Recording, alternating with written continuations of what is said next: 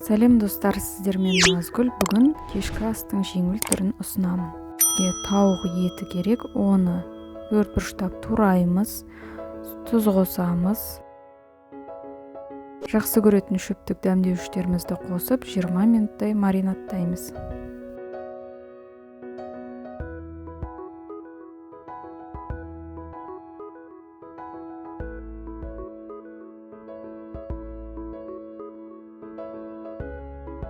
Тауық еті дайын болғанша бір кәдіні алып, бөлшектерге тураймыз. Мен ұзын-ұзын қылып турадым.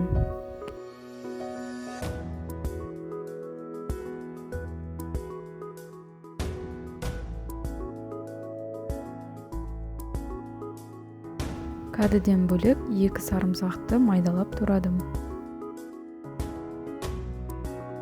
Қыздырып, тауығымызды алып, жақсылап қуырып аламыз.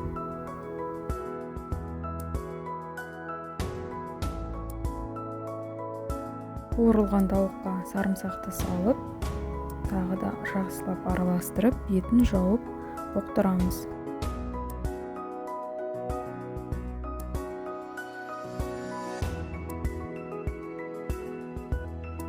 Он 15-20 минут бұқтырылған тауығымыздың үстінен кәдіні салып, араластырып, тағы да бетін жауып бұқтырамыз.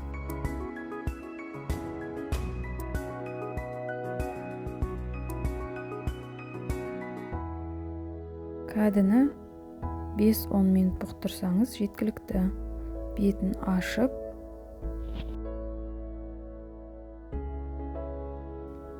«5-10 минут өткеннен кейін бір қызанақ қосамыз.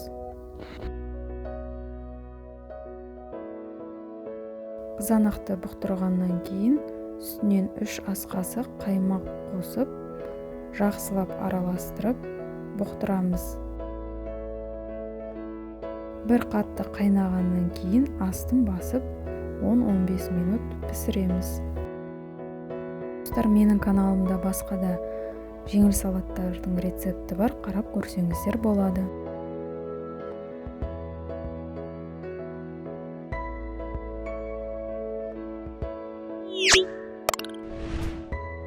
Біздің жеңіл кешкі асымыз дайын. Ас болсын достар.